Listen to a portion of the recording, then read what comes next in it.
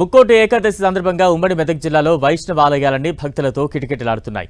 సంగారెడ్డి శివారు వైకుంఠపురంలోని వెంకటేశ్వర స్వామి ఆలయానికి భక్తులు పోటెత్తారు. ఉత్తర ద్వార దర్శనం చేసుకుంటున్నారు భక్తులు. వైకుంఠ ఏకాదశి సందర్భంగా ఆలయ అధికారులు భారీగా ఏర్పాట్లు చేశారు. వైకుంఠ ఏకాదశి పర్వదినం సందర్భంగా ఉమ్మడి మెదక్ జిల్లాలోని వైష్ణవ ఆలయాలన్నీ భక్తులతో కిటకిటలాడుతున్నాయి. మనం ఇప్పుడు చూస్తున్నాం సంగారెడ్డి జిల్లా శివారు ఉన్నటువంటి వైకుంఠపురంలో ఉన్నాము. వైకుంఠపురంలో ఈ రోజున వైకుంఠ ఏకాదశి పర్వదినం సందర్భంగా 4:30 నుంచే భక్తులు దేవాలయాలకు పోటెత్తారు. మనం చూస్తూ ఉన్నాం.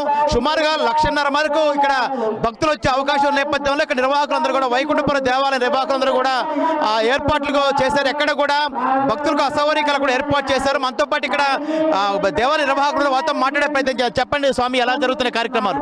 చాలా బ్రహ్మాండంగా అండి. ఈసారి ఒక 1,00,000 పై చిలుకు మంది స్వామివారి దర్శనానికి వస్తారు. పొద్దు నుంచి సాయంత్రం వరకు వేచి ఏర్పాట్లన్నీ బాగా ఘనంగా చేశారు. అన్ని రకాలుగా సదుపాయాలు, వాటర్ కానీ టాయిలెట్స్ ఇవన్నీ కూడా మేము సదుపాయాలన్నీ ఏర్పరిచినాం ఇక్కడ భక్తులకు. చెప్పండి, వైకుంఠ ఏకాదశి పర్వదిన విశిష్టత ఏంటి? జై శ్రీమన్నారాయణ, జై జై శ్రీమన్నారాయణ, ఓం అస్మద్గురుభ్యో నమః. సో ఈరోజు వైకుంఠ ఏకాదశి పర్వదినము. జనరల్గా ఏంటంటే విష్ణుకి ఒక రోజు మనకి ఒక సంవత్సరం లాగా అనమాట. సో ఈ రోజు స్వామివారు నిద్రలేచే సమయం ఆయన ఒక రోజులో మన సంవత్సరం కాబట్టి ఇతను ఒక నిద్రలేచే సమయం అన్నమాట. సో ఆయన నిద్రలేచే సమయానికి మనం అందరం తన కళ్ళ ముందు ఉండాలని చెప్పేసి మనం అందరం వస్తాము.